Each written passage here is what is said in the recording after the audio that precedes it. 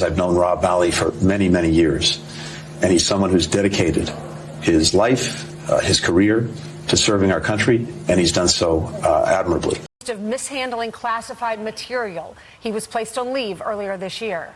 All right, this follows leaked files revealing last month that Malley's aides were tied to a secretive Iranian influence operation. GOP Congressman Darrell Issa telling the New York Post this: these reports could not be more concerning, and they hint at what could be the worst State Department scandal since Alger Hiss. Issa also says Malley and others created an incredibly permissive environment for Hamas and Iran. This goes across two administrations, guys. And a senior White House Republican aide told the Post the cash influx followed an even more generous payout of $1.7 billion that the Obama administration made to Iran in 2016. Right. Remember those pallets of cash? Evidently, they had more coming that could be the highest. They said the highest could be up to $50 to $80 billion over the last 2.5 years of the administration. Wow. We mentioned the New York Post a moment ago. A fellow by the name of Gabriel Naranjo was a special advisor on Iran at the Department of State. He told the Post that Malley and his negotiating team, quote, purposefully funneled billions of dollars to Iran through lack of sanctions enforcement and provision of sanctions relief that have given them somewhere between $50 and $80 billion over the last 2 years. And a senior House Republican told the Post that essentially there's a straight line from Obama's giveaway that Brian mentioned a moment ago to Iran, to Biden's enriching of Iran, to Iran's war on Israel. And that is what we're covering today. Where did the money come from? Is this connected? It's a mistake to only think of them in terms of their terrorist violence dimension.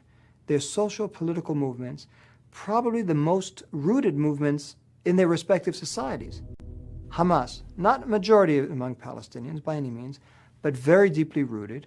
It's been, it was born in the first Palestinian Intifada in the 1980s.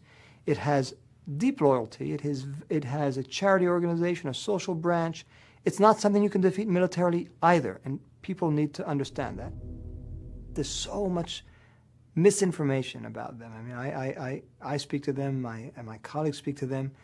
Now, we may disagree with them, but they have their own rationality. That's the one thing to understand. These are not, none of them are crazies. They may do things that we consider to belong to a different realm of rationality, but within their own system, it's often very logical. If Hamas is not allowed to govern, if we squeeze them, and you may have good reason for doing that, but if you do that, we'll tell you what the reaction will be. Rockets. No doubt. And consolidation of Hamas's power in Gaza. Both things have happened. And speaking of Iran, the special envoy, Rob Malley, has had his security clearance suspended. He's being investigated by the FBI and diplomatic security for mishandling classified documents. Is this a huge setback in any hopes of getting back on track? Well, first, this is a personnel matter. There's only so much I can say about a personnel matter.